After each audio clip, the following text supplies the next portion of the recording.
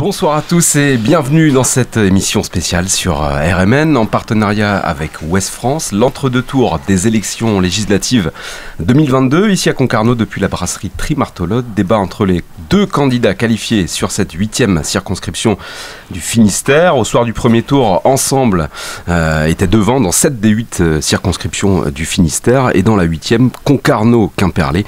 C'est Erwan Balanant qui est en tête avec 34,87% devant Youn Le Flao de la nouvelle Union populaire écologique et sociale qui obtient 31,66% des voix. Erwan Balanant, bonsoir. Bonsoir. Donc face à vous, Youn Le Flao, bonsoir. Bonsoir. Donc au premier tour, on le rappelle, hein, c'est vous, Erwan Balanant, qui êtes arrivé en tête avec un peu plus de 34% des voix et donc 31,66 pour Youn Le Flao de la NUPES.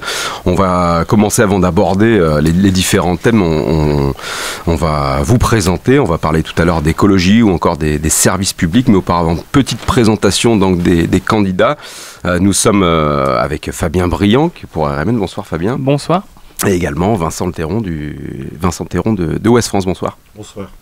Alors on commence donc à présenter les candidats. Fabien, voilà, petite présentation succincte de nos deux candidats du soir. On va commencer par Erwan Balanant, donc le député sortant. Vous avez rejoint le MoDem en 2007. Vous êtes conseiller municipal à Quimperlé en 2008. En 2010, vous vous présentez sur une liste MoDem à l'élection régionale. En 2012, vous êtes candidat à l'élection législative sur cette même circonscription. Au premier tour, vous obtenez 4,38% des suffrages. Et donc en 2017, vous êtes élu député de cette circonscription, toujours sous l'étiquette du MoDem, avec 51,45% des voix au second tour. Votre action, en quelques mots, à l'Assemblée pendant ce quinquennat. En 2020, vous avez fait un rapport sur le harcèlement scolaire qui a été transmis donc, au ministère de la Justice et de l'Éducation nationale. Et en 2022, donc, déposé une proposition de loi qui a été adoptée, une proposition de loi sur le harcèlement scolaire. On va passer du coup au deuxième candidat, donc Youn Le Flao de la NUPES. Vous êtes donc délégué syndical à la Poste. Vous êtes aussi dans le mouvement Attaque au niveau local. Vous êtes aussi présent dans Fakir, le journal de François Ruffin qui est lui aussi de la NUPES. En 2011, vous êtes candidat à l'élection cantonale pour le Front de Gauche. Vous obtenez 10% des voix. Et donc, bien cette année, vous vous présentez sous l'étiquette NUPES pour cette élection législative. Voilà pour cette petite présentation de nos deux candidats. Avant d'aborder les thèmes principaux de ce débat, on va vous poser une question à tous les deux. Voilà, tout simplement, quelle est votre conception du rôle de député et nous donnons donc la parole à Youn Le Flao. Alors, le rôle de député, c'est débat déjà quelqu'un qui va donc voter les lois, qui va donc contrôler l'action du gouvernement, qui va aussi amender certaines lois. C'est aussi pour moi un porte-voix, donc un lien direct entre le local et le national, à savoir comprendre les choses qui ne vont pas sur la circulation, donc qui vont bien, et les remonter, afin d'établir un dialogue entre le haut, on va dire l'Assemblée nationale, et les élus locaux, etc. Est-ce que selon vous c'est compliqué de faire cet équilibre entre le national et le local? Alors, il n'y a aucune expérience à ce sujet-là, sans doute, mais on n'est pas tout seul. On a comme une équipe à Paris, une équipe en Bretagne, donc les choses sont, à mon avis, certes très prenantes, mais très motivantes et pas si compliquées que ça. Erwan Balanant, sur votre conception à vous du rôle de député, ça fait 5 ans que vous le pratiquez, et voilà notamment cet équilibre sur les deux plans, le national, le local. Oui, j'entends Youn Le Flao dire que c'est pas si compliqué, c'est pas tous les jours facile justement cet équilibre et cette équation qu'on a à résoudre entre le fait d'être par la Constitution des élus nationaux, la Constitution, elle nous donne 3 missions en réalité. Elle nous donne la mission d'évaluer les politiques publiques, de contrôler l'action du gouvernement et de légiférer, faire la loi. On pense souvent à faire la loi, mais les deux autres sont extrêmement importants et justement c'est par le travail local qu'on est en capacité de faire souvent ces deux autres points. C'est un équilibre à trouver, effectivement. Je l'ai dit souvent, nous ne sommes pas des élus locaux, mais nous sommes des élus qui doivent être profondément ancrés dans leur territoire, qui doivent être à l'écoute des associations, qui doivent être à l'écoute des citoyens et qui doivent être à l'écoute aussi du tissu économique et social d'une circonscription. C'est comme ça qu'on arrive à débloquer des situations locales, comme je l'ai fait par exemple sur le port de Concarneau en début du mandat. Depuis très longtemps, le port de Concarneau a un problème fiscal. Ils sont venus me voir, on a travaillé, on a trouvé une solution avec Bercy. C'est ça le rôle du député, c'est par la loi, par les amendements, comme l'a dit mon concurrent Yoann Le Flahault, faire avancer les sujets du territoire. Et puis, c'est aussi être attentif aux différentes subventions qui peuvent atterrir. Quand, par exemple, il y a eu le France Relance, moi, j'ai été d'une vigilance extrême pour que le territoire ait beaucoup d'argent de ce plan de relance. Et c'est, par exemple, le succès qu'on a eu avec l'hôpital de Quimperlé et de Concarneau, qu'on a réussi à financer. On a réussi à financer des dossiers qui étaient bloqués depuis 10 ans. Et donc, c'est ça le métier de député. Alors, c'est pas un métier, c'est une fonction, et c'est une fonction passionnante. Merci pour vos réponses, messieurs. Dernière question d'ailleurs sur ce poste de député, Fabien, ça concerne ce qu'on disait sur la commission. Justement, donc quand vous êtes à l'Assemblée nationale, vous êtes dans des commissions. Si vous êtes élu ou réélu député, dans quelle commission vous aimeriez être présent? Social. C'est quand même quelque chose qui me touche beaucoup en tant que délégué syndical à la Poste depuis toutes ces années. Le social, c'est quelque chose qui me porte. Alors, il faut préciser, il n'y a qu'une commission. J'ai entendu dire que dans le Flahault, sur un autre journal, il souhaitait être dans 2 commissions, mais c'est juste, on est dans une seule commission permanente. Moi, j'ai été pendant 5 ans dans la commission des lois, qui est une commission assez importante. Elles sont toutes importantes. Moi, je souhaite peut-être continuer effectivement dans la commission des lois qui permet de développer beaucoup de sujets qui sont des sujets importants pour les Français. Mais je me laisse la possibilité, après avoir fait 5 ans, d'aller dans une autre commission. Ça dépendra aussi des équilibres au Parlement et puis des éventuelles propositions qu'on peut me faire sur ce prochain mandat. Messieurs, nous allons entamer le premier thème de ce débat concernant le second tour de l'élection législative. On va parler d'écologie, Fabien. Tout à fait. Premier thème donc de ce débat. On va commencer par donner la parole à Monsieur Le Flahault pour revenir du coup sur bien les 5 dernières années qui se sont écoulées, le bilan. Est-ce que vous pouvez commenter pour vous l'action du gouvernement et puis aussi de cette Assemblée nationale en matière de lutte pour l'écologie?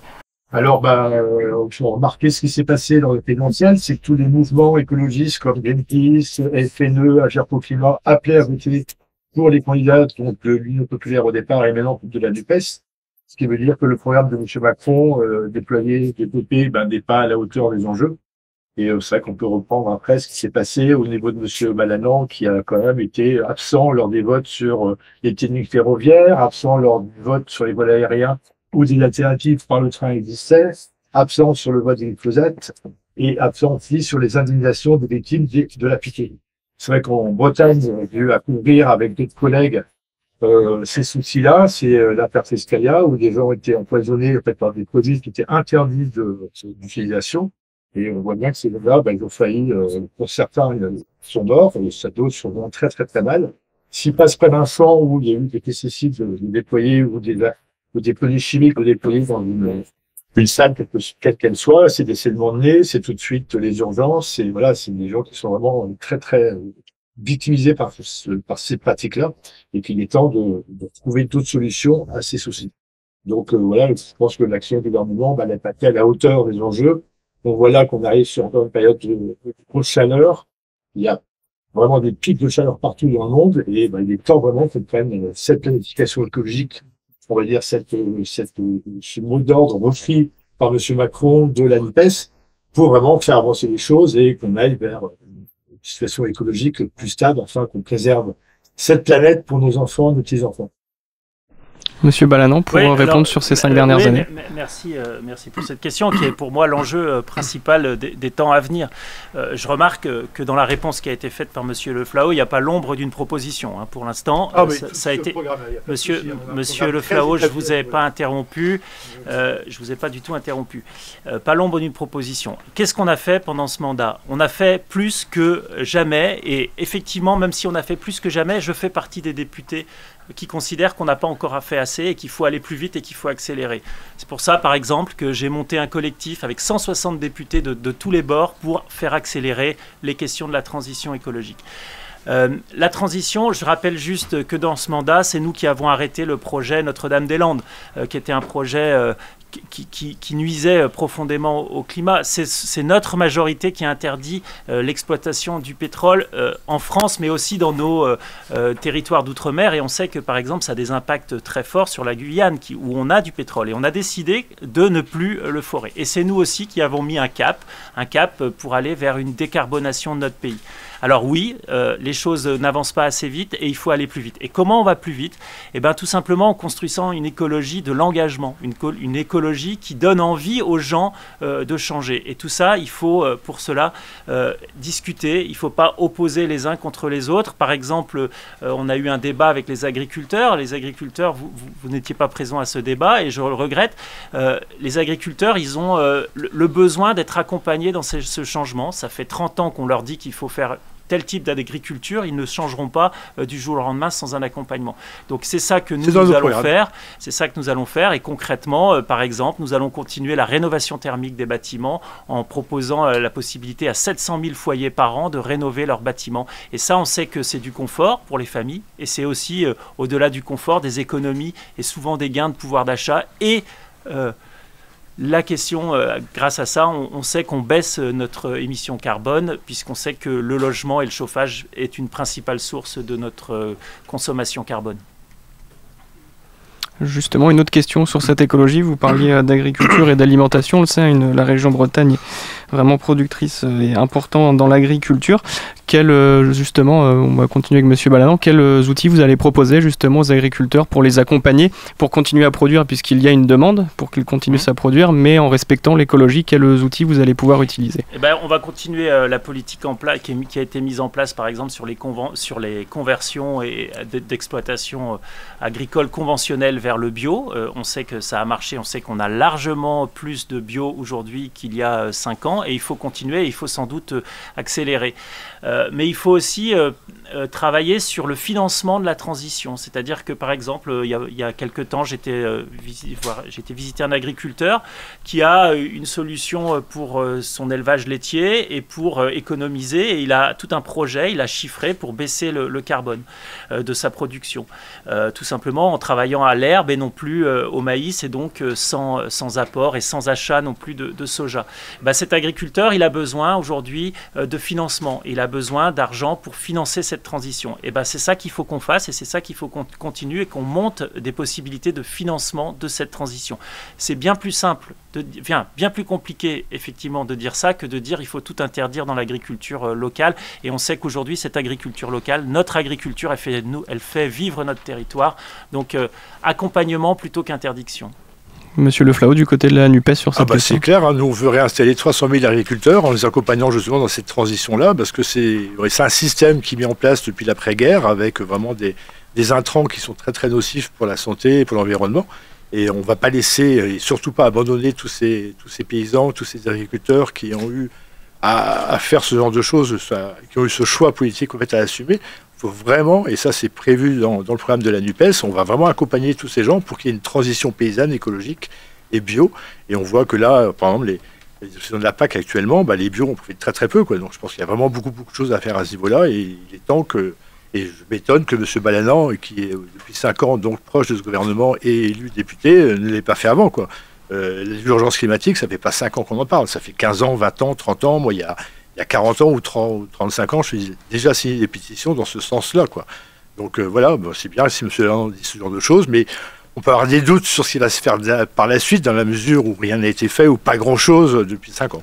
Voilà, en tout cas, nous, on a un programme chiffré par des économistes, par vraiment beaucoup de monde qui se sont penchés sur ce problème. Il y a vraiment des alternatives possibles, crédibles et réalisables sans laisser les gens de côté. En accompagnant ces agriculteurs sur ce chemin-là. Vincent Théron pour l'Ouest France, peut-être une question sur l'écologie justement. Oui, je voulais évoquer avec vous le débat sur les éoliennes flottantes. Je souhaiterais avoir votre position sur ce sujet. Sujet qui fait des... Il va falloir diversifier les sources d'énergie et les éoliennes flottantes, pourquoi pas. Après, les éoliennes fixes au sol qui peuvent endommager les fonds marins, ça j'ai quelques doutes. Mais sur les éoliennes flottantes, oui, pourquoi pas. Il faut vraiment qu'on réussisse à diversifier tout ça et à donner... on va dire un panel de sources énergétiques très très large. On a pris dans ce pays beaucoup de retard sur la question de l'éolien offshore. L'éolien offshore, c'est pour notre territoire une source de production énergétique fabuleuse. On a du vent, on le sait quand on est breton, et il faut qu'on utilise ce vent, et on sait aussi que la Bretagne, elle est extrêmement dépendante de son énergie. On produit très peu d'électricité en Bretagne, et si on veut décarboner, il faut produire de l'électricité, il n'y a pas de secret. Et donc, il faut travailler sur cet éolien. Et effectivement, l'éolien flottant a un avantage, c'est qu'aujourd'hui, ça va nous permettre, si on investit dans l'éolien flottant, de rattraper le retard qu'on a pris sur le offshore ancré au sol.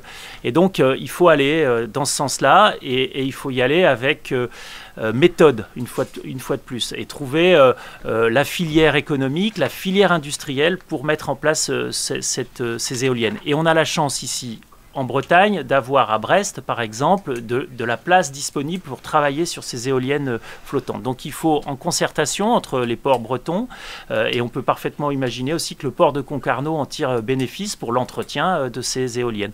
Donc c'est un sujet sur lequel il faut avancer. On a largement avancé et on nous a fait le reproche d'avancer sur ces questions-là, mais il y a un moment donné, si on est contre...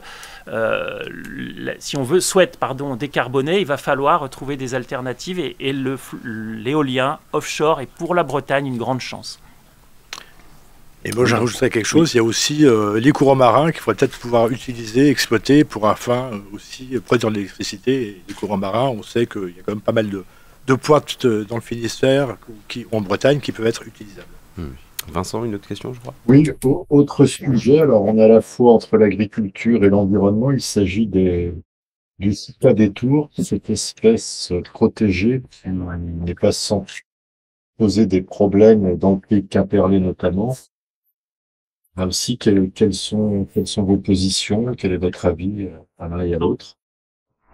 Moi, je peux répondre sans problème. On a travaillé dès le début du mandat sur cette question. J'ai été alerté, je pense que j'ai été élu depuis à peine 15 jours, que les agriculteurs du territoire sont venus me voir sur ce sujet, et on n'a pas traîné, et on a mis en place un certain nombre de choses. D'ailleurs, à ce propos, je suis un des seuls députés, sans doute en France, à avoir avoir l'exploit d'avoir un communiqué de presse de félicitations des chasseurs, des agriculteurs et de la Ligue Protection des Animaux sur ce même sujet, sur les choucas. Et comment on a fait? On a travaillé, on l'a fait par le dialogue, et on est arrivé à quelque chose qui vient d'aboutir. C'est une grande étude sur les choucas pour savoir pourquoi les choucas se multipliaient de façon exponentielle dans notre département. Et effectivement, on a trouvé des solutions, et les agriculteurs, j'ai encore discuté du sujet avec des agriculteurs de Mélac pas plus tard qu'avant-hier, qui me disaient effectivement ça a marché. Et qu'est-ce qui a marché? Plutôt que de les tuer par le tir et par des tirs de fusil, ils font du piégeage, et du piégeage sélectif qui permet de casser la reproduction. Et donc il faut continuer aussi par la connaissance encore accrue, et l'étude nous a donné des indications.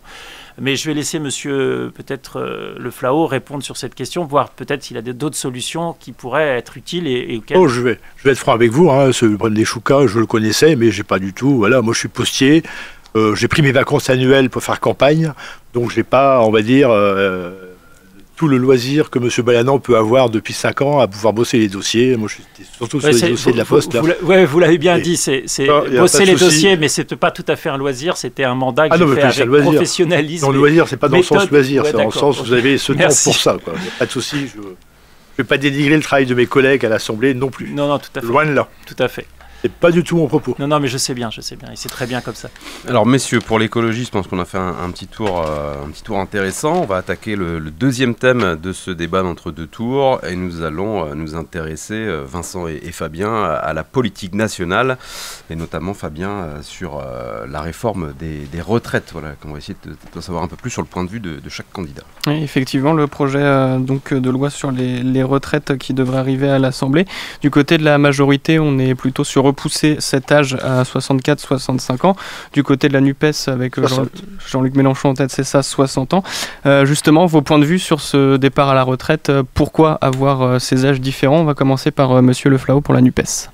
Alors, on va reprendre un peu les choses dans l'ordre. 25% des ouvriers meurent avant 65 ans. 25%. Quand 2% des cadres, on va dire des gens qui ont vraiment des moyens beaucoup plus conséquents pour vivre, meurent, eux, après 80 ans. Donc imaginez, il y a quoi, c'est 13 ans de différence d'âge. 13 ans. Alors d'oser pousser la retraite à 65 ans, je peux pas l'entendre, quoi. Je peux absolument pas l'entendre. On doit revenir à 60 ans, on peut financer tout ça. Le corps, donc le Conseil de renseignement des retraites le précise bien. Jusqu'en 2070, on est OK, on peut payer les retraites. Donc je pense que d'ici 2070, on va pouvoir trouver des financements autres que ce qui est proposé par M. Macron et son gouvernement. Partir à 65 ans, mais imaginez, moi j'en ai 58, là je suis un ouvrier, hein, même si je suis un postier, pour moi je me considère ouvrier de la lettre. Voilà, j'ai vu beaucoup de collègues partir déjà, quoi, pour différentes raisons. Je pense que 60 ans, laisser un peu de temps libre, un peu de temps de plénitude, on va dire, aux ouvriers qui ont œuvré toute leur vie, je pense que c'est la moindre des choses. Monsieur Balanon. Déjà, j'ai une première question, et puis après je développerai, mais une question à Monsieur Le Flahault. Est-ce qu'il sait aujourd'hui à quel âge, c'est quoi l'âge moyen du départ à la retraite des Français aujourd'hui et des Françaises aujourd'hui? C'est bien avant 62 ans, je suis d'accord, mais dans quelles conditions ils partent? Non, c'est pas bien avant 62 ans. Aujourd'hui, l'âge moyen, c'est 63 ans. La plupart l'âge de départ moyen, c'est 63 ans, monsieur. Donc, qu'est-ce qu'on fait? Aujourd'hui, la loi, le projet tel qu'il est, c'est de glisser de un trimestre tous les ans supplémentaires pour arriver à 65 ans. 65 ans ou 64 ans. Moi, j'ai une préférence effectivement pour 64 ans, plutôt que 65, sachant qu'aujourd'hui, l'âge moyen, je vous l'ai dit, c'est 63 ans et demi. Pourquoi faire ça? Tout simplement, on le sait, parce que l'âge de vie des Français augmente. Et puis, deuxième point, votre réforme, vous dites 60 ans. J'ai une question à vous poser également. Deux questions. Voilà, un jeune qui a commencé à travailler à 17 ans, carrière longue, il part à quel âge? C'est 40 années d'annuité. C'est 40 annuités, d'accord. Et donc, un jeune qui a fait des études, par exemple des études jusqu'à 25 ou parfois même jusqu'à 25 ans, c'est quel âge qui part?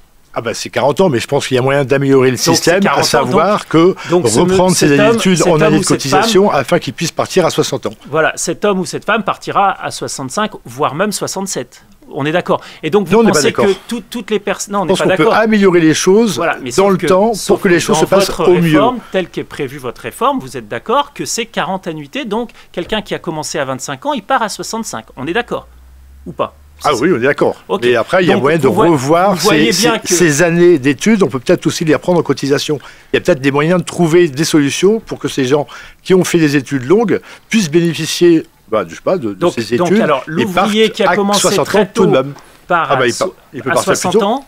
Après, je pense qu'il faut reprendre la pénibilité en compte. Il faut remettre des critères de pénibilité. Ils peuvent même partir plus tôt. Moi, je serais même pour 37 années et demie. D'accord. Ok, voilà. Donc 37 années et demie, on part à la retraite à 55 ans. Et comme ça s'est fait pendant longtemps, il n'y a pas eu de souci. Les régimes spéciaux les régimes spéciaux de la SNCF. Pourquoi pas? Quand on voit les conditions de vie qu'ils ont, les cheminots, désolé, mais quand tu bosses le week-end, quand tu bosses sur des amplitudes très très longues, je pense qu'il est quand même logique dans un système capitaliste où il y a quand même de l'argent, de pouvoir partager cet argent-là et de offrir le loisir à ces gens qui ont bossé toute leur vie d'une manière complètement, des fois, aléatoire, avec, bien sûr, donc, comme j'ai dit, des week-ends très très longs, des plages de travail très très longues, et qu'ils puissent bénéficier d'une retraite pleine et entière à partir de 55 ans, comme ça s'est fait pendant longtemps sur les régimes spéciaux. Donc j'apprends ce soir dans ce débat que la retraite à 60 ans proposée par monsieur Mélenchon, c'est même pas 60 ans, c'est 55 ans.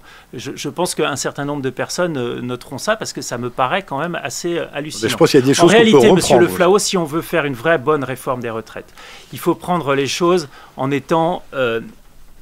j'ai envie de dire, en faisant ça avec méthode, en prenant en compte la pénibilité, oui, et il faut qu'on la prenne mieux en compte. Et surtout, deuxième point, en accompagnant la fin de carrière d'un certain nombre de carrières. En faisant, par exemple, en favorisant le mentorat entre un nouvel employé et l'ancien, pour que l'ancien, peut-être, justement, travaille différemment et peut-être de façon moins physique quand c'est des travaux physiques. Ça, c'est un exemple. Et ensuite, je pense que cette question de des annuités, elle doit être au cœur du sujet. C'est-à-dire que si vous avez cotisé, vous devez avoir un droit à une retraite. Et notre projet, c'est un projet pour financer également l'augmentation des retraites. Parce que vous parlez du corps.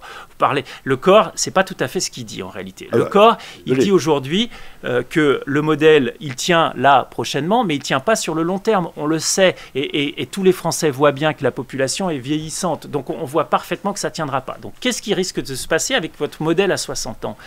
Il risque de se passer que les cotisations sociales, les cotisations retraite, seront insuffisantes pour financer le système. Qu'est-ce qui va se passer? On a deux risques.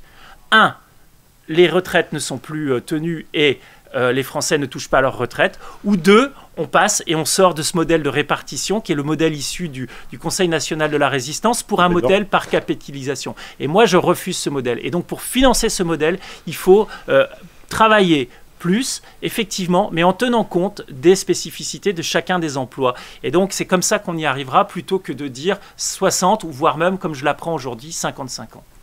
Je pense qu'il y a moyen de rétablir des retraites beaucoup plus décentes pour ces ouvriers qui, vraiment, comme je disais, 25% des ouvriers meurent avant 65 ans. Donc c'est vrai qu'ils auront une super retraite dans ce genre de conditions. Je crois que le site France Info a démenti ce chiffre par une fake news. Oui, pas fake news, pardon, il y a un fact-checking. Voilà. Après, je laisse les auditeurs regarder. C'est des chiffres qui sont vérifiable, il n'y a pas de bon, en tout cas, on aura compris votre vision différente sur le système des retraites. On va passer, peut-être Vincent Théron, sur une autre question sur cette politique nationale. Qu'est-ce qui différencie finalement les deux candidats? On pourrait peut-être évoquer la question du pouvoir d'achat, des difficultés de la population aujourd'hui. Donc, quelles sont vos idées fortes là-dessus, à l'un et à l'autre? Je vais commencer justement sur le pouvoir d'achat. Il y a le pouvoir, il y a des personnes qui, sur notre territoire, ont vu leur pouvoir d'achat diminuer et du fait de l'inflation se retrouvent effectivement dans des difficultés à finir les fins de mois. Et ça, moi, je ne peux pas laisser et imaginer qu'on ne fasse rien. Et ce qu'on va faire, et c'est une mesure qui est une vraie mesure importante, qui est une mesure, on va indexer sur l'inflation les retraites. Aujourd'hui, il y a peu de Français qui le savent, les retraites ne sont pas indexées sur l'inflation. Et donc nous allons le faire. Et nous allons le faire ça sera le premier texte, un texte d'urgence sur ce sujet. Donc ça, c'est pour les retraités. Et donc cette indexation, elle va aussi permettre l'indexation du SMIC et donc une augmentation du SMIC. Pendant ce mandat, on a largement augmenté le SMIC. Alors, sans doute, peut-être pas assez, mais il faut trouver un équilibre entre une certaine compétitivité internationale. Alors je sais qu'il y a de l'argent chez les riches et moi je partage votre avis qu'il y a des gens qui sont très riches et qui peut-être pourraient payer un peu plus d'impôts. Je partage complètement cet avis et je sais que vous allez nous parler de la progressivité de l'impôt. Mon groupe Modem, on a fait des propositions pour rajouter des tranches dans l'impôt. Donc là-dessus peut-être qu'on pourra être d'accord, mais je ne crois pas que l'argent miracle viendra de la taxation de tous les riches. C'est pas là qu'il y a beaucoup d'argent, quoi qu'on en pense, parce que des riches, il n'y en a pas beaucoup. Et même si on leur prenait tout, vous savez, ça serait peut-être sans doute pas la meilleure des solutions. Alors juste un chiffre tout de suite, Oui. Les 5 familles françaises, on va dire les plus riches, leur fortune est passée comme de 170 milliards et quelques il y a, on va dire, 5 ans à 430 milliards actuellement. Donc c'est vrai qu'il n'y a pas beaucoup d'argent. Ça fait quasiment 300 milliards d'euros. On ne sait même pas à quoi ça... faire avec tout ça. Je suis d'accord avec vous sur les très riches. Évasion fiscale, 100 milliards d'euros par an. Évasion fiscale, les 100 milliards d'euros par an. Là, il y a plein d'études qui montrent que ça n'est pas fait. Et on a révisé justement et travaillé sur l'évasion fiscale. Et on a eu des bons résultats sur l'évasion fiscale. Et bon, on avance sur ces sujets-là, mais c'est pas 100 milliards l'évasion fiscale. Alors nous, ça fait 20 ans qu'on dit comme, désolé, ça fait 20 ans qu'on explique les choses à ce niveau-là. Ça fait 20 ans qu'aucun gouvernement ne fait les choses. Vous, ça fait 5 ans que vous y êtes, rien n'a été fait. Je suis désolé. Mais non, vous ne l'avez pas fait. Il y a toujours 100 milliards d'euros. Mais non, il n'y a pas 100 milliards. Mais si, il y a 80 à 100 milliards d'euros d'évasion fiscale tous les ans. De toute façon, c'est pas ces 100 milliards d'euros, si tant est qu'ils existent, ils financeraient seulement un tiers de votre programme, un tiers des dépenses supplémentaires. Notre programme a été chiffré, a été établi par des économistes. Un tiers de et sens. Quand notre mouvement invite des économistes qui accompagnent M. Macron, c'est lettre morte. Ils ne viennent jamais comparer leur manière de faire les choses, de voir l'économie à la nôtre. C'est quand même un peu dérangeant que les économistes de votre côté ne se déplacent pas, qu'on les invite pour justement comparer les programmes et les projets économiques. Des économistes de gauche, du think tank... Thomas Piketty, c'est quelqu'un de gauche, certes, mais qui appuie complètement ce qu'on fait là actuellement et qui soutient la NUPES parce que justement, il y a un programme économique qui tient la route. Moi, je crois que le programme économique qui tient la route, il a été démonté. Je suis désolé de ce terme qui est un peu péjoratif, mais il a été démonté par beaucoup d'économistes et il a été démonté particulièrement par le think tank Terra Nova. C'est quoi le think tank Terra Nova? C'est un think tank qui est extrêmement connoté de gauche. On ne peut pas l'accuser d'être un think tank ultra-libéral. Et ce think tank a bien démontré que le programme de Mélenchon, tel qu'il est... C'est pas le programme de Mélenchon, c'est le programme de la NUPES. C'est exactement le même. Hein. D'ailleurs, sur votre site, je suis allé et ça renvoie au programme de la NUPES. Il n'y a pas de programme local. Donc, c'est la NUPES, c'est pas que Mélenchon, c'est Olivier Faure, c'est Julien Bayou, c'est les 5 mouvements qui se sont liés pour porter ces candidats aux législatives. Avec une trentaine de points durs de désaccords très forts sur le nucléaire, sur l'Europe. Voilà. Bon, mais c'était pas ça le sujet. Revenons au sujet. Je vous ai posé une question. Les 200 milliards qui manquent, comment vous les financez ? Comment vous financez les 200 milliards qui manquent sur ce budget? Parce que le budget, c'est 293 milliards supplémentaires, le budget de la NUPES, c'est ça, de dépenses supplémentaires. Comment vous les financez? Alors, on sait que depuis 20-30 ans, le partage capital-travail a dévié vers le capital. Là, on imagine, par les économistes qui ont planché sur le sujet, c'est que ça fait en gros 150 à 200 milliards d'euros par an qui sont partis du salariat vers le capital. Donc il y a plein de pistes, il faut vraiment qu'on se mette... Alors moi je suis pas économiste, moi je suis postier, voilà, comme je disais tout à l'heure, je n'ai pas toutes ces notions-là, mais je suis accompagné par des gens, et on est accompagné par des gens qui connaissent la poloche, qui savent de quoi ils parlent quand ils parlent d'économie. Donc on sait qu'il y a de l'argent, on sait qu'on peut le redistribuer, on sait qu'on peut faire autrement que ce qui est proposé actuellement. Ça c'est vraiment clair. Alors je vous offrirai pas une réponse toute faite, parce que je ne les ai pas, et je ne vais pas les inventer, parce que je suis honnête, mais voilà, on sait pertinemment qu'on peut faire ces choses-là. Donc on va les faire. Si on a la majorité, on les fera. Et pour le mieux de tout le monde. Donc là encore, on voit la vision différente des choses, et notamment sur le pouvoir d'achat, on peut parler des énergies, Fabien. Oui, un thème aussi important de cette campagne, le pouvoir d'achat qui baisse avec l'inflation, la hausse de l'énergie, notamment au niveau de l'essence. Justement, quelles mesures vous pourriez mettre en place avec cet outil législatif en tant que député? On va commencer par Monsieur Le Flahault. Alors, les chiffres qu'on a eu dernièrement sur les bénéfices de Total sur 3 mois, 9 milliards d'euros. 9 milliards d'euros sur 3 mois de bénéfices. D'où vient cet argent-là? On a l'argent, quand on a le prix du gasoil à 2,20, à 2,15, à 2,10, c'est très fluctuant, mais c'est toujours ce 2 euros depuis un moment. Donc voilà, il y a un moyen de bloquer les prix, parce que c'est ce qui est prévu. Tous les produits de première nécessité, les prix seront bloqués sur l'alimentaire, et tous les prix sur l'essence, le gasoil, 1,40. Voilà, histoire de redonner un petit peu de souffle aux gens, aux personnes qui ont besoin de leur voiture pour vivre. Et comment vous choisissez les produits de première nécessité? C'est quoi ces produits C'est tout ce qui touche à l'alimentaire, quoi, les produits dont on a besoin au quotidien pour se nourrir, pour tenir la carcasse, quoi. Tout, voilà, c'est ces produits-là. Donc il y a vraiment rien. Et moi une question, qui bénéficie de ces produits de première nécessité? Alors ça, je n'ai pas la réponse, mais le plus grand... tous ces gens, il y a quand même 11 millions de personnes actuellement... Dans le programme, vous bloquez les prix. Alors, sur les 650 points, je n'ai pas tout appris par cœur. Bien sûr, ça, c'est clair. C'est tout à fait normal. Et moi, voilà. Je ne connais pas le programme de vos 650. Moi, je prenais mon programme, mais les 650, je ne connais pas le vôtre. Mais bon, question qui est très pratique pour les citoyens qui écoutent. Tout le monde peut donc bénéficier des produits avec des prix bloqués. Oui, bien sûr. D'accord. Et donc, le gasoil à 1,40 € tel que vous le donnez, c'est-à-dire que la personne qui a un très gros pouvoir d'achat peut le prendre et donc peut aussi acheter ses pâtes à prix bloqué, même s'il gagne 7 000 ou 8 000 euros par mois.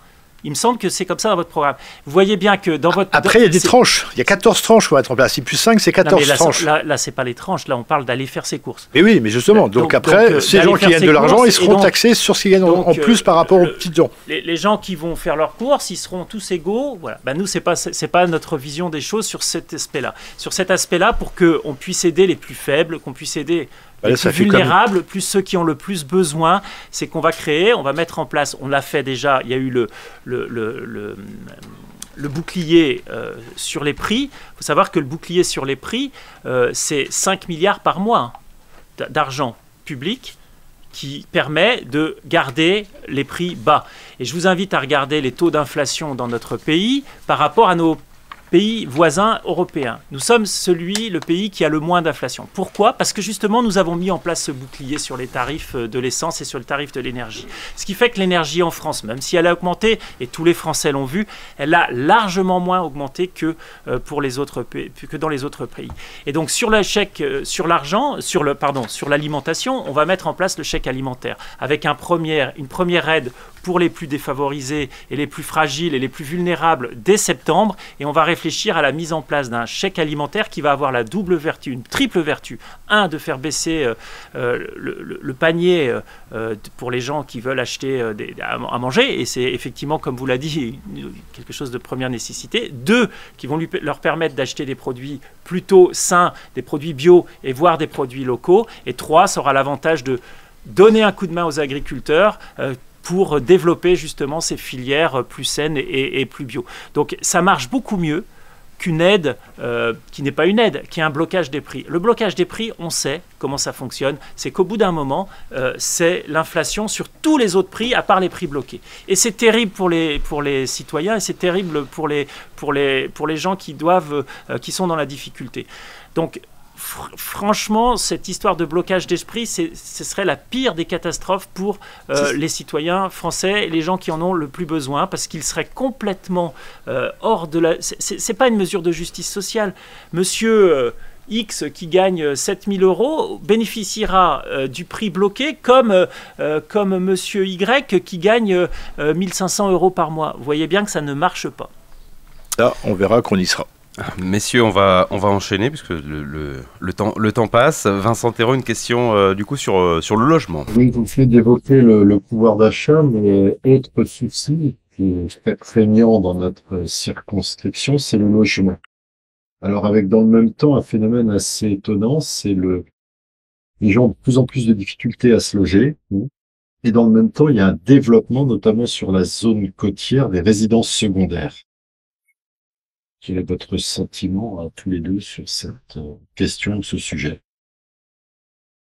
Je sais pas, qui commence Youn Le Flau, vous êtes un petit peu en retard au niveau du temps de parole, donc allez-y. Alors c'est vrai que là, on a rencontré pendant la campagne, il y a beaucoup de soucis liés au logement et du coup liés à l'emploi aussi, parce que des gens qui habitaient, qui avaient des contrats de travail sur Neve par exemple, ne pouvaient pas en fait trouver de logement parce que c'était beaucoup trop cher et du coup n'auraient pas en fait leur contrat CDI pour travailler.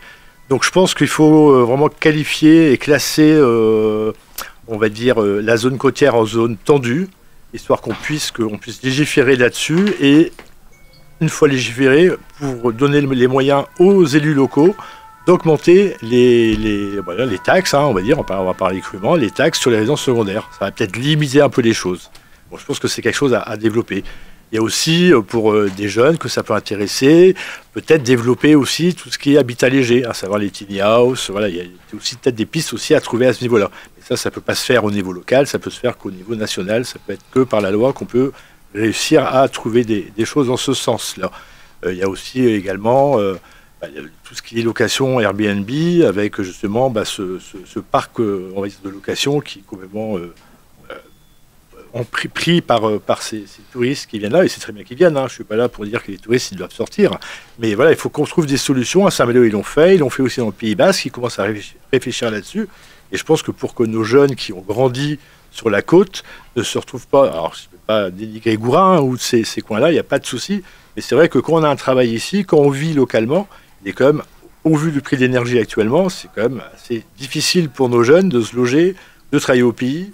Donc alors qu'on trouve des solutions et qu'on en discute vraiment fortement pour trouver toutes ces solutions possibles. au niveau législatif qu'on puisse mettre en place. Et voilà. Ça, on en a beaucoup échangé avec les élus locaux à ce sujet-là. Il y a des pistes qu'on va trouver et qu'on va mettre en place pour justement pallier à ce problème. Monsieur Balanant, sur ce sujet du logement. Oui, c'est effectivement un sujet très complexe. Notre pays, notre territoire, notre circonscription attire. Donc en attirant, effectivement, il y a une inflation de l'immobilier.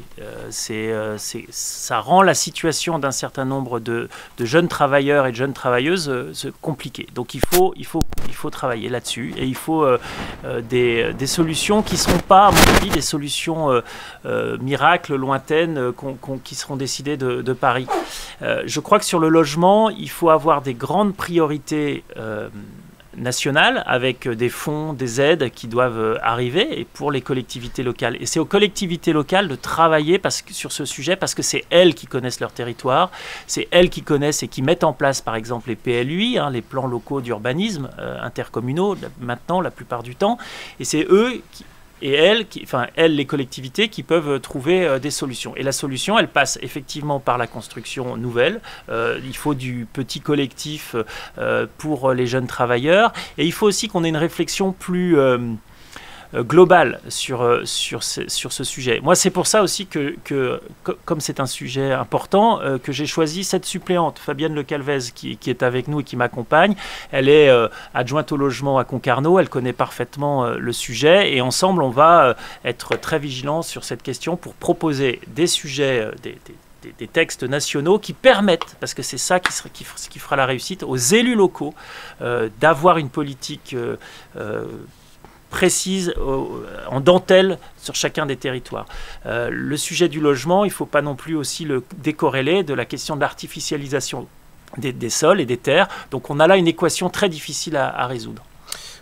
La transition est toute faite, on voulait parler des services publics. On va pouvoir enchaîner sur ce thème. Avec justement, quand on parle de logement, on a beaucoup parlé de la côte. Dans la circonscription, je prends un exemple comme la ville de Sker notamment, qui n'arrive pas à recruter de médecins. Là aussi, on est dans une sorte de désert médical où c'est pareil au niveau du logement, c'est plus difficile et pourtant ça fait partie de la même circonscription. Donc on peut en parler de ces déserts médicaux. Quelle solution aimeriez-vous apporter, Youn Le Flau? Déjà, le numerus clausus a été à sauter, donc il y aura une latence dans le temps pour que de jeunes médecins se reforment et puissent à nouveau occuper ces postes-là. Donc il va falloir trouver des solutions, on va dire, rapidement pour que ces territoires retrouvent des médecins. Donc peut-être par des pôles de santé, voilà, il y a des expériences qui sont faites à ce niveau-là depuis un moment un peu partout en France et aussi sur notre territoire. Il va falloir en fait essayer de mutualiser un petit peu toutes ces choses-là pour qu'un dentiste, un kiné, une infirmière, un médecin puissent s'installer sur des zones désertifiées en fait par la médecine, quoi. Donc il y a plein de solutions à trouver à ce niveau-là, il faut y travailler, quoi. Donc il y a voilà. Au niveau des services publics, je pense que vous êtes dans le domaine des fermetures de bureaux de poste aussi. C'est vrai que c'est un voilà, ça c'est des choix qui ont été faits au niveau, on va dire, européen, qui après sont déclinés au niveau français. Et puis on voit bien, je prends le cas où je connais bien, c'est sur le Cap Sizun, où le seul bureau de plein exercice, il va falloir faire 25-30 minutes de voiture pour les gens qui sont le plus éloignés pour pouvoir s'y rendre. Donc c'est quand même très très compliqué, mais ça c'est une volonté politique, on va dire, du gouvernement qui accompagne en fait la Poste dans sa case du service public. J'ai rencontré il y a 2 ans Philippe Val lors d'une rencontre intersyndicale à Quimper où on dénonçait en fait la politique à la Poste, mais qui est partout. Voilà, c'est en fait on perd le sens du métier. On est en train d'optimiser tous nos faits et gestes par ce qu'on appelle le lean management. Donc en fait l'employé à la Poste qui était là pour une mission bien précise, se retrouve à faire plein de missions, il ne sait plus du tout où il en est, et puis il se passe quoi là, actuellement? C'est que les gens ils veulent plus rester, ils partent. Sur Quimperlé, il y a 30% d'intérimaires qui occupent des postes de facteurs actuellement, avec tout, on va dire, les problématiques que ça entraîne, à savoir la non-connaissance du métier, la connaissance du terrain, la non-connaissance du tri général, parce qu'on fait encore du tri général, tout n'est pas mécanisé, et ça encombre tout le monde, ça met des situations de tension au boulot. En 2016, on avait alerté des députés du Finistère sur ce qui se passait à la Poste, à savoir 50 suicides à cette époque-là.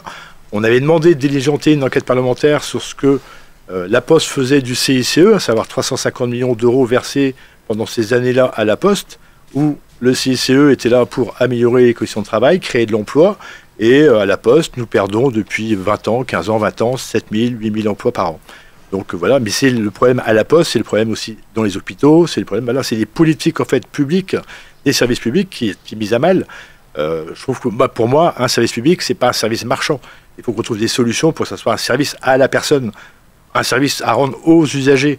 Moi, quand je parle quand nos patrons nous parlent de nos clients, à savoir donc les gens qui sont au-delà de la boîte aux lettres, j'accepte pas. Pour moi, ce ne sont pas des clients, ce sont des usagers. Ils ont usage du service postal, comme on est patient, donc usager du service hospitalier.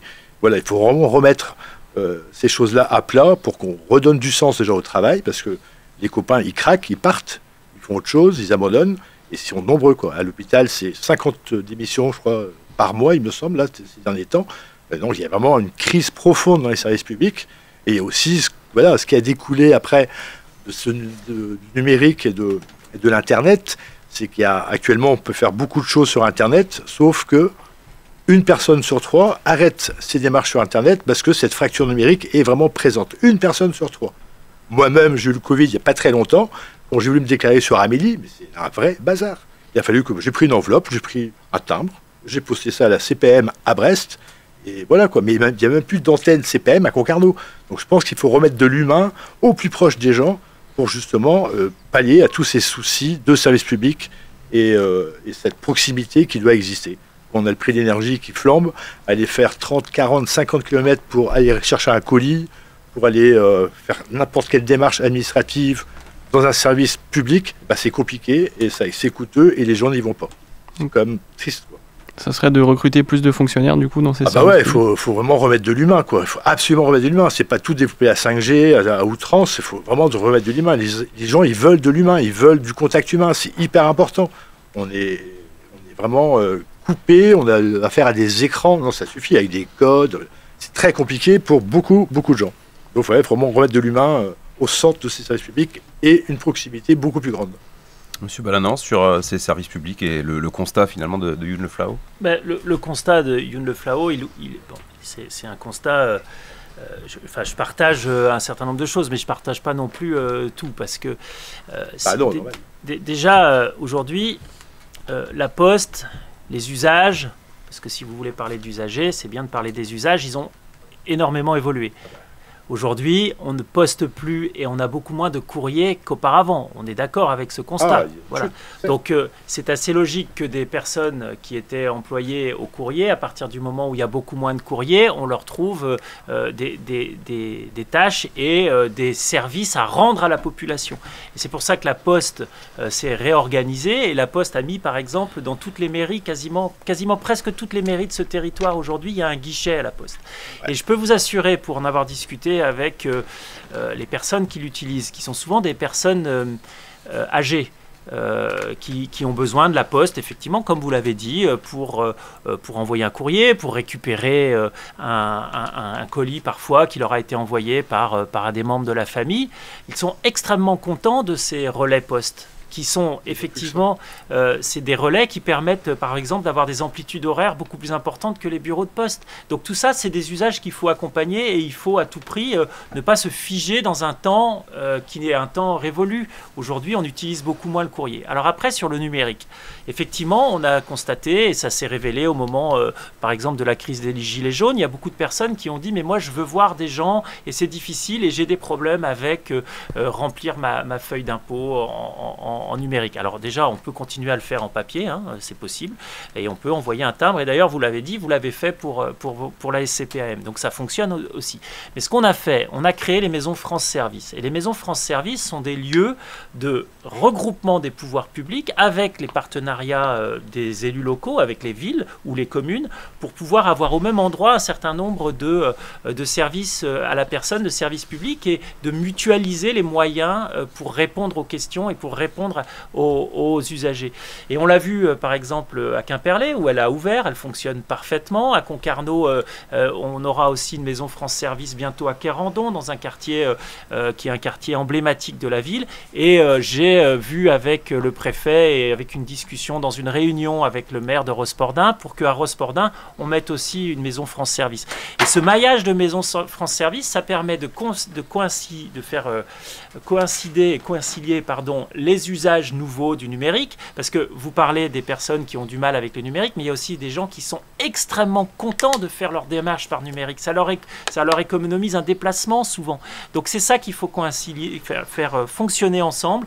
Et je pense qu'on va continuer le développement de ces maisons France Service qui remettent au cœur de l'humain, de l'âme humaine dans ces relations qui sont, je suis entièrement d'accord avec vous, nécessaires pour un grand nombre de nos citoyens. Donc pour revenir sur la Poste, il est quand même dommage que les services proposés dans une agence postale communale soient quand même très moindres par rapport à ce qui est proposé dans un bureau de plein exercice. Et là, c'est le problème. C'est pas nécessairement le problème, puisque ça répond parfaitement aux attentes. On a rencontré un grand nombre d'élus sur le Cap Sizun qui dénoncent ce genre de choses. Mais ce qui se passe au Cap Sizun, ce qui se passe partout ailleurs. Je suis député de Quimperlé, Concarneau. Mais aussi député de la Nation. Mais ce qui se passe sur le Cap Sizun, ça se passe partout ailleurs. C'est un exemple. Mais ici, moi, j'ai des élus qui sont extrêmement contents. Le Rouge va fermer. Il y a plein de bureaux de poste, de petits bureaux de poste de proximité qui vont fermer. Alors qu'on a des agents qui peuvent justement proposer tous ces services-là, et dans les maisons, dans les APC ou dans les relais postes, il n'existe pas. Quand tu vas récupérer un recommandé, parce que voilà, tu n'as pas envie qu'on sache donc, de tout le monde que tu as un recommandé qui vient de je sais pas où, les impôts, peu importe. Ça change quoi quand on va à la Poste? Moi, quand je vais à la Poste, récupérer un recommandé. Parce que quand tu vas dans un bureau de tabac qui fait aussi le point Poste, c'est pas pareil. C'est désolé, il y a pas ces. Oui, mais c'est pas pareil. Mais par exemple, vous avez des amplitudes horaires qui sont bien plus intéressantes. À Quimperlé, oui, mais il n'y a pas les mêmes services. À Quimperlé, vous devez recevoir un colis. Vous pouvez aller le chercher à la maison de la presse en Basse-Ville. Et les amplitudes horaires, c'est 7h30, 21h ou 20h, je ne sais plus. Après, la Poste s'est organisée en fait, à casser les horaires d'ouverture pour justement justifier le fait de fermer. Et quand on a rencontré les élus de Quimperlé Communauté il y a un an sur une grève, sur une intersyndicale que j'ai pu faire sur le Finistère, c'était ce qui revenait. En fait, ils ne prennent pas en compte tout ce qui se passe dans un bureau de poste. Ils prennent vraiment que ce qui est rentable. Ce qui est de l'humain, ils ne prennent plus en compte. Donc voilà, donc avoir des bureaux de poste d'exercice, pour nous, c'est une obsession, certes, mais en tout cas, c'est un besoin et c'est une demande de la population. Et quand on fait de la politique, monsieur Le Flau, il ne faut pas avoir des obsessions. Il faut avoir des réponses concrètes aux citoyens. Ah mais au niveau de la Poste, pas de souci, je les ai, les réponses concrètes. Hein. On l'a dit à M. Valls, il était d'ailleurs pas très content de ce qu'on lui disait d'ailleurs. Alors messieurs, on va continuer, on en termine avec les services publics, on pourrait en parler des heures et des heures. Je pense que là aussi les divergences sont assez prononcées. Vincent Théron, avant de partir sur les thèmes libres, à chacun des candidats choisira son thème. Une petite question sur l'abstention, je crois. Oui, absolument. Une fois de plus, on a eu un premier tour qui a été marqué par une très très forte abstention. Quel est votre sentiment sur ce résultat de dimanche, et avez-vous des solutions ou que préconisez-vous? C'est vrai qu'on peut être déçu d'une participation à la hauteur de 52-53%. On voit au présidentiel... les gens se bousculent un peu plus dans les bureaux de vote. Alors les solutions, il faut qu'on rende la politique plus attrayante sans doute et plus accessible par les citoyens. C'est ce en cours on s'emploie en tout cas de notre côté. Et alors les solutions, il y a plein de solutions.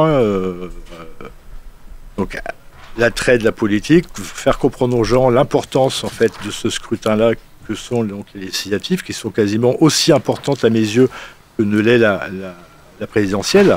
C'est quand même là, comme on le disait en début de débat, les lois, le contrôle du gouvernement. Donc voilà, c'est tout cet intérêt que les gens ont peut-être perdu, ou n'y coiffent plus en fait des élus, des politiques.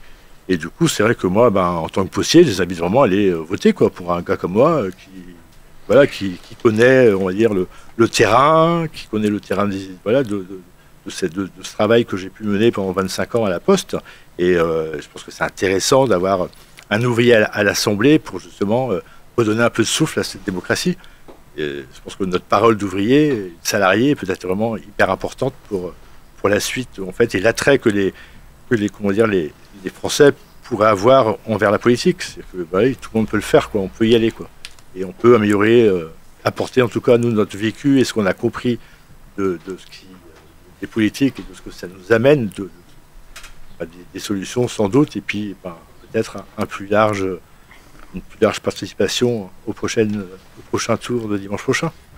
Un petit mot sur l'abstention. Oui, l'abstention, alors c'était un des corollaires de mon thème libre, parce que je voulais vous parler de comment on pouvait rénover votre démocratie. Alors je suis un peu embêté, mais je vais vous donner quelques pistes qui seront des pistes supplémentaires à ce que je voulais vous dire tout à l'heure. Je crois qu'il faut redonner aux Français et aux Françaises le goût de l'engagement et le goût de s'engager pour des causes. Et ils l'ont déjà, on voit des jeunes aujourd'hui qui certes ne votent pas beaucoup, mais tous les études le disent, ils sont engagés sur des sujets, sur le climat, et je trouve ça très bien, mais parfois aussi sur des associations, etc. Et il faut redonner cette envie de la prise de responsabilité politique. Et parce que faire de la politique, et c'est pas un gros mot, au contraire, c'est juste s'engager pour l'autre, et c'est s'engager ensemble. Et c'est ce point-là qu'il faut redonner comme envie aux Français. Et je pense que ça passe par l'éducation, c'est-à-dire que je pense qu'il faut qu'on rappelle à l'école non pas les cours d'éducation civique qui existent, on a déjà, mais par exemple qu'on développe plus les votes à l'école et qu'on développe plus les consultations. Et ce sera, je ne sais pas à quel moment on aborde notre thème, le thème libre, mais si vous voulez, je peux rebondir sur cette question-là parce que on va y venir au thème libre justement. Fabien, j'avais juste une petite question justement sur l'abstention et ce que ça donne au niveau de la légitimité. C'est ça ? Oui, justement, une faible participation, ce qui fait que vous n'êtes pas élu forcément si vous êtes élu dimanche par une grande majorité. Est-ce que votre légitimité ne va pas être remise en cause puisque c'est le vote du peuple, mais est-ce qu'elle peut être relativisée au vu de la faible participation ? Alors, je comprends cette idée, et d'ailleurs, j'ai croisé un de vos militants l'autre jour qui me disait « de toute façon, il y aura un autre tour dans la rue ». Je veux dire, après le 3e tour déclaré par M. Mélenchon, vous voulez encore faire un 4e tour, un 5e tour. C'est pas ça la démocratie. La démocratie, c'est des règles. Et des règles qu'on accepte collectivement et qu'on partage. Et effectivement, un élu, quel qu'il soit, il est légitime, puisque tout le monde pouvait aller voter. On est d'accord, ouais. Tout le monde pouvait aller voter. Donc la légitimité, on l'a d'une part, effectivement, le jour où on est élu, on devient représentant du peuple, et après elle se gagne aussi par le travail que l'on effectue et par la reconnaissance. Et ça c'est important. Et à un moment donné, il y a ce qu'on appelle la reddition des comptes quelque part, qui sont ce moment démocratique que nous vivons, un moment de débat. Et d'ailleurs je souhaite à ce moment-ci de l'émission remercier la radio et le journal de faire vivre ce débat. Et donc il y a des élections, et les élections, tout le monde peut s'y présenter, et tout le monde peut y voter surtout. Donc la légitimité, il ne faut pas la remettre en cause, parce que si on fait ça... Non, je disais relativiser justement, c'est pour ça que j'apporte la nuance sur ce terme. J'ai bien compris le sens de votre question, mais moi je suis assez ferme sur ce sujet, parce que sinon c'est comme ça qu'on abîme la démocratie. C'est-à-dire qu'à chaque fois qu'on dit « Ah, tout le monde n'a pas voté », mais c'est les mêmes qui n'ont pas été votés, qui disent « Il a été élu qu'avec 40% ou 50% de participation ». Ça ne marche pas, il faut aller voter. Mais après, j'ai d'autres solutions pour... rénover la démocratie, la revivifier, puis quelque part la réenchanter. On va justement parler des thèmes libres. Voilà, c'est là-dessus qu'on voulait venir pour clôturer ce débat sur le second tour des législatives ici sur la 8e circonscription du Finistère. On est bien ici à la brasserie Trimartelot de Concarneau. Youn Le Flau, donc on va parler de ce thème libre, celui que vous avez choisi. Je crois qu'on va parler de la jeunesse. Ouais, la jeunesse. La jeunesse sacrifiée là depuis quand même quelques années, je trouve. La jeunesse où ils sont 40-50%, elle est au secours populaire pour pouvoir justement subvenir à leurs besoins. C'est quand même bien triste d'avoir une jeunesse aussi sacrifiée actuellement. Donc la jeunesse, c'est 1063 € qu'on va pouvoir leur allouer tous les mois si on a la majorité au gouvernement dans quelques jours maintenant. C'est donc leur redonner un peu de souffle à eux, à leur famille, pour justement qu'ils puissent faire des études et se consacrer entièrement à leurs études, pas être obligés d'aller faire un petit boulot à droite, à gauche pour pouvoir manger et vivre au jour le jour. Voilà, c'est ça pour moi. Et aussi le logement. Le logement, donc donner du sens à tout ça pour que tous ces jeunes puissent trouver des logements dignes et des logements dans lesquels ils peuvent être bien afin de s'épanouir et de vivre pleinement leur jeunesse. Parce que là, c'est quand même bien fou de voir tout ce qui se passe autour des jeunes actuellement, et c'est vraiment une des priorités qu'on pourra en fait s'atteler au gouvernement et au Parlement quand on y sera. Voilà, c'est vraiment quelque chose auquel je tiens beaucoup. Et c'est vrai qu'il y a beaucoup de jeunes, très majoritairement, qui votent pour le programme de la NUPES, et je les appelle grandement et vivement dimanche prochain à aller mettre le bulletin de la NUPES dans les urnes, que ce soit à Concarneau, à Brest, partout, parce que je pense qu'il y a vraiment là une opportunité énorme pour eux pour reprendre un peu de souffle après 2 années de Covid où ça a été très compliqué pour eux. Je pense que leur redonner un peu de respiration, un peu de souffle et un peu de tranquillité, ça peut être comme pas mal. Vous parlez d'un revenu pour les jeunes, comment est-ce que vous financez ce revenu? Voilà, le financement, il n'y a pas de souci. Hein. Tous les économistes qui se sont penchés sur le programme de la NUPES l'ont établi. On peut dégager 1063 € par mois pour les jeunes qui sont en études. Voilà, moi je ne suis pas économiste, donc je ne pourrais pas vous l'expliquer là, on va dire techniquement parlant, mais en tout cas, c'est le travail des économistes de la NUPES qui ont repris envers tous ces chiffres-là pour pouvoir dégager ce salaire, ou cette indemnité, en tout cas, mensuelle, pour que ces jeunes puissent décemment vivre et aussi soulager leurs parents. Parce que c'est quand même pas normal que 1% des fils d'ouvriers puissent accéder à des études supérieures quand le pourcentage est quand même beaucoup plus haut pour les familles aisées, quoi. Je pense que l'égalité des chances, elle doit aussi exister dès le début, dès 18 ans, dès qu'on passe, on va dire, à des études supérieures. J'ai une question à Monsieur Le Flahault. Il n'y a pas une question, Monsieur Ballanon, c'est bien. Oui, mais c'est ça le débat. Ah, non. C'est ça la démocratie. Moi, j'essaye d'éclairer les citoyens sur votre programme, parce que je crois qu'il y a là une question très intéressante. Le Paul, qui a ses parents qui gagnent 1500 €, donc qui a juste sa maman, il est avec sa maman et sa mère gagne 1500 € par mois. Donc lui, il touche les 1063 € pour faire ses études. Et Robert, qui a ses parents qui gagnent 7000 € par an, il touche aussi cette... Il touche aussi, d'accord. Ok. Donc Robert qui, par les exemple, tranches d'impôts feront la différence à notre niveau. D'accord, ok. Mais je n'ai pas l'impression que c'est très... c'est pas très justice sociale votre histoire, c'est-à-dire que celui qui gagne beaucoup va toucher comme celui qui gagne peu. Moi je préfère qu'on ait notre système de bourse qui fonctionne très bien, qui est revalorisé. Faites-le. Et le système de bourse, il fonctionne aujourd'hui. Les jeunes actuellement ne sont même pas au RSA, vous avez refusé de votre majorité. Ils ont pas. On a mis en place un autre dispositif qui s'appelle Un jeune. Au vu du nombre de jeunes au secours populaire, il n'y a pas grand-chose qui a été fait. Je suis désolé. Votre chiffre de 40% ou de 50% des jeunes au secours populaire, je laisse aussi les citoyens vérifier ce chiffre complètement abracadabrantesque. Non, la réalité, c'est qu'il faut...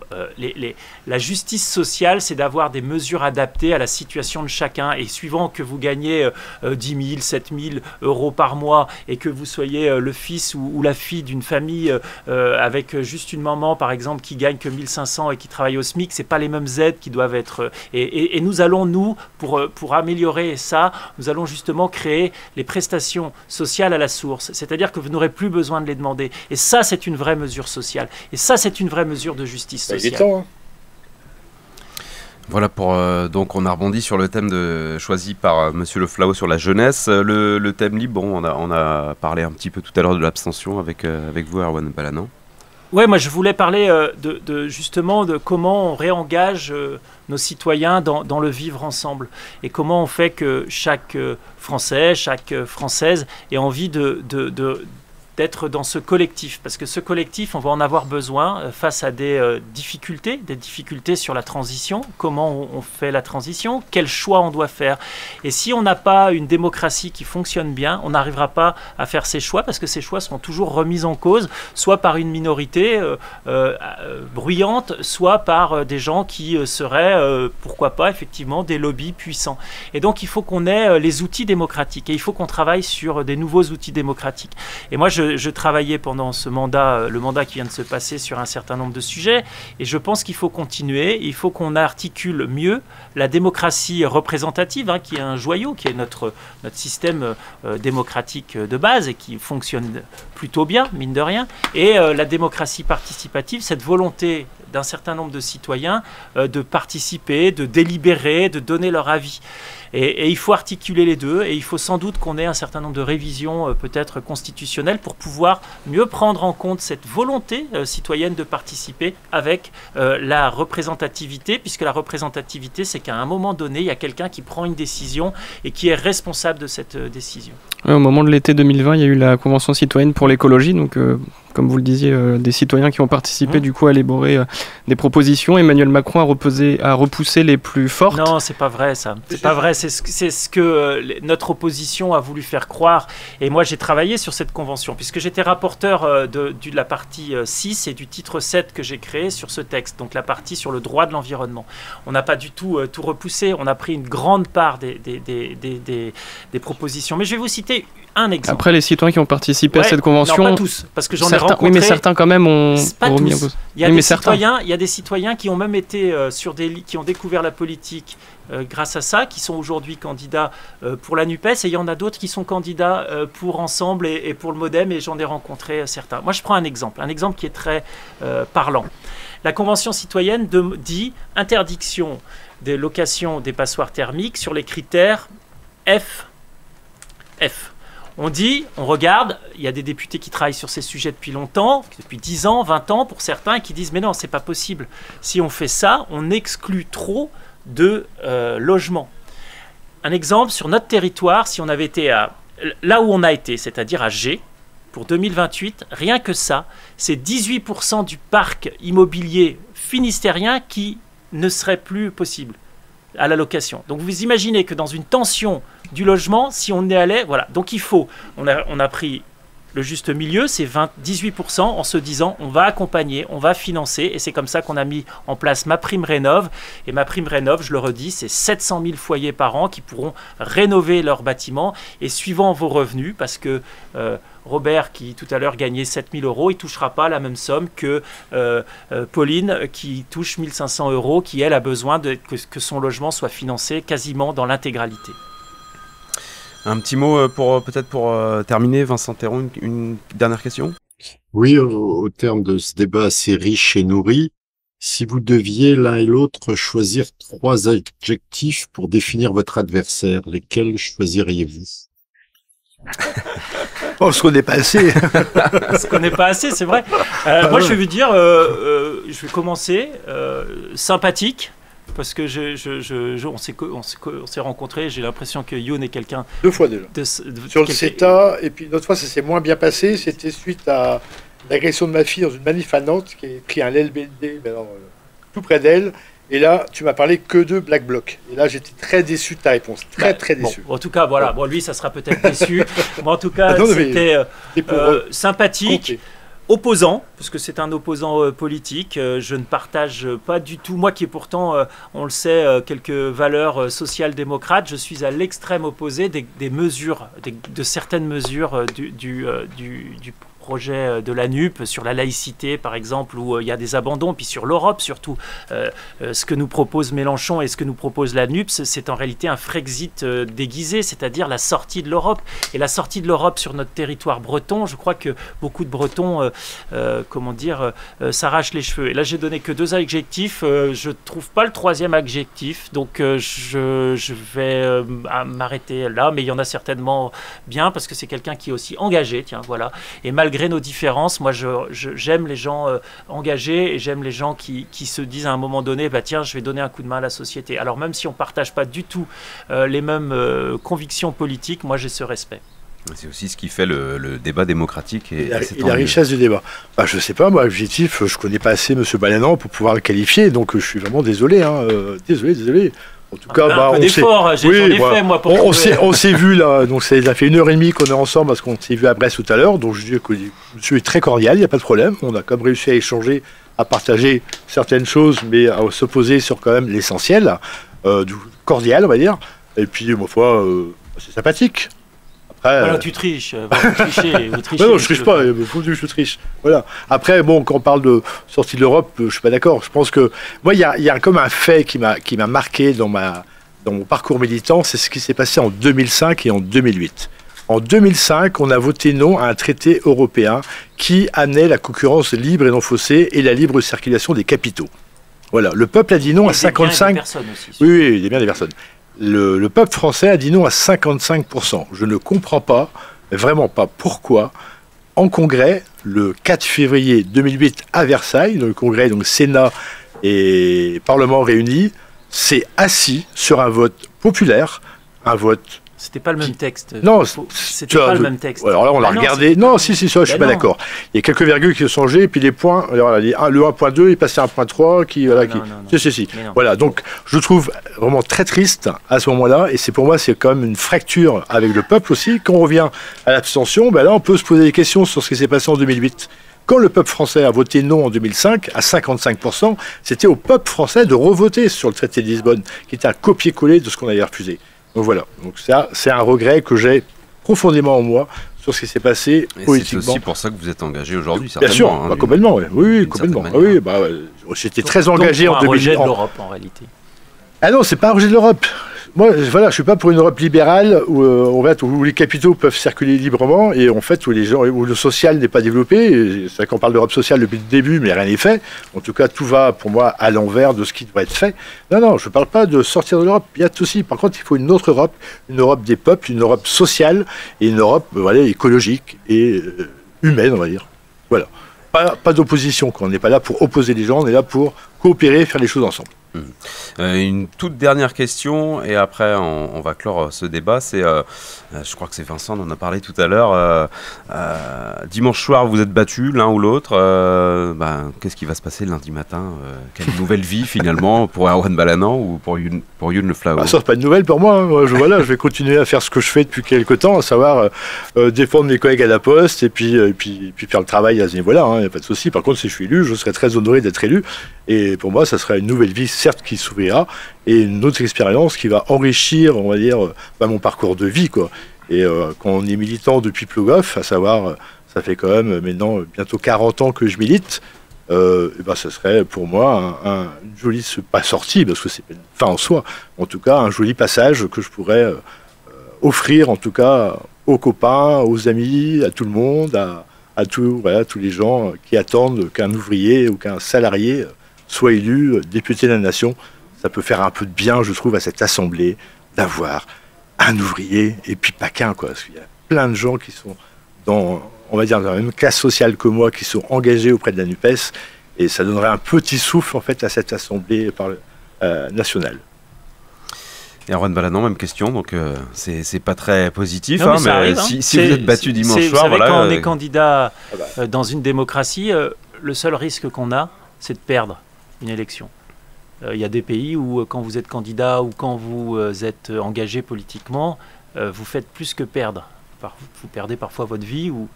Donc il faut accepter la défaite et moi je continuerai d'une part ma vie professionnelle, je la reprendrai avec plaisir parce que j'aimais aussi ce que je faisais, de la même façon que j'ai une passion folle pour mon mandat de député, et puis je continuerai aussi, je retournerai dans l'engagement associatif que j'avais, qui était ancré dans mon ADN, et donc je continuerai à m'occuper des autres différemment, mais je continuerai à m'occuper des autres. En tout cas, merci à tous les deux. Merci Youn Le Flao, merci Erwan Balanant. Donc dimanche, le second tour. On appelle bien sûr le maximum de personnes à aller voter. Et merci Vincent Théron du Ouest France. Et bonne chance aux lycéens qui passent le bac aussi. Exactement, on les salue pour tous les bacheliers et les futurs bacheliers. Merci à tous. Cette émission spéciale législative se termine. Merci à la brasserie ici à Concarneau, Trimartelote, de nous avoir accueillis chaleureusement. Merci Fabien, et on se retrouve très vite pour un autre débat sur RMN. Passez une très belle soirée. Merci. Merci.